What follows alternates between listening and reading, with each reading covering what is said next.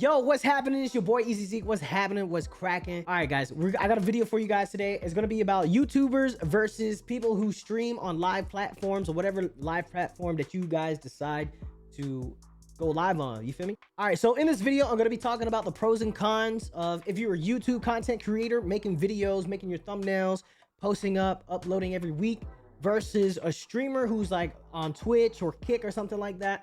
And what are the pros and cons? How can you benefit, and what might be better for you in your situation, especially if you're a smaller content creator? Some of the things that I find challenging when making YouTube videos, the first thing is my script. What are you going to talk about? Your who, what, when, why, and how. We've gone through school to learn some of those things and how to create a script. So that's the first thing that you're going to want to talk about, because if you're talking about something in the video, you want to be subject matter expert when talking about it. Second thing is something that I have struggled with, and this is probably the main reason why I don't, or why it took me so long to get into YouTube, is thumbnails. You need something that's really good as far as whether it's clickbait or something that's eye appealing to the viewer for when they click onto your video.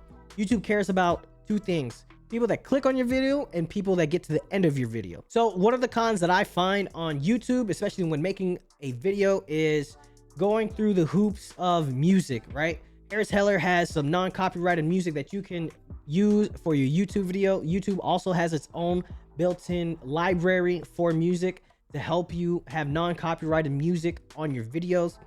This is kind of one of those things that's challenging for me, because I like beats, I like hip-hop, I like putting some of that style into my videos when I'm creating. Another thing about YouTube that I honestly enjoy is being able to make a video if it's something that people are interested, especially when it's a trending topic.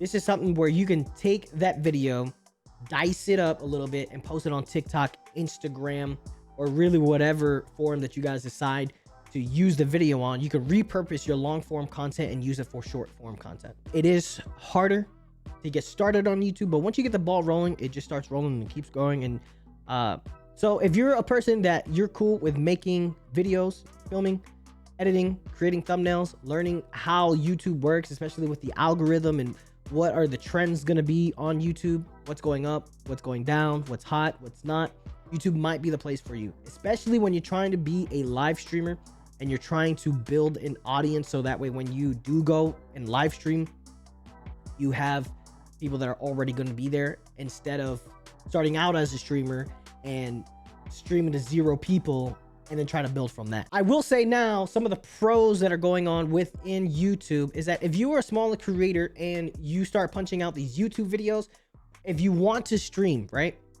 If you're a YouTuber and you start doing your YouTube videos first, when it comes time for you to go into streaming and do something that's like on a live platform, you're already going to have a community or a fan base or a base of people that are going to want to be interested in seeing you live stream, to talk with you, to chat with you.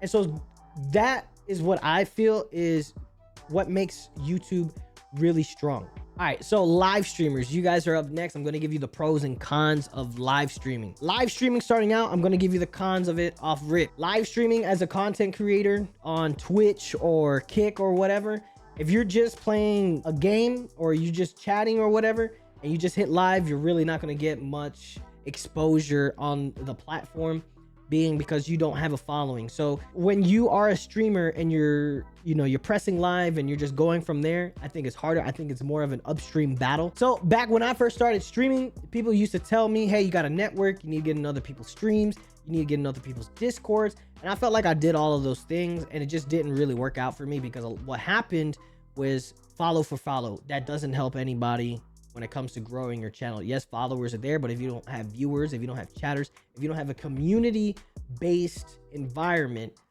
for your live stream, you're not gonna grow. A lot of people do want to do collaborations, but again, if you don't have a community that is there with someone else's community, you're not gonna grow. It literally is an upstream battle. So that is the cons when it comes to live streaming and a lot of these platforms. Twitch actually just did like a kind of a shorts, if you will, or a story, but for a long time we didn't even have that. So there's really nothing in the algorithm when it comes to these live stream platforms to push smaller creators out.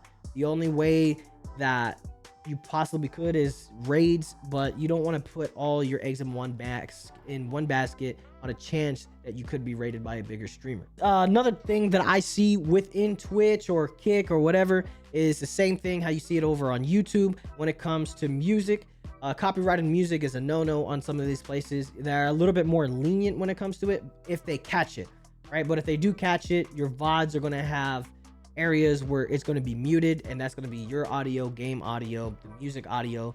So that can kind of disrupt a little bit of what you're trying to create, especially if you're trying to repurpose your live streams and make them short form or long form content.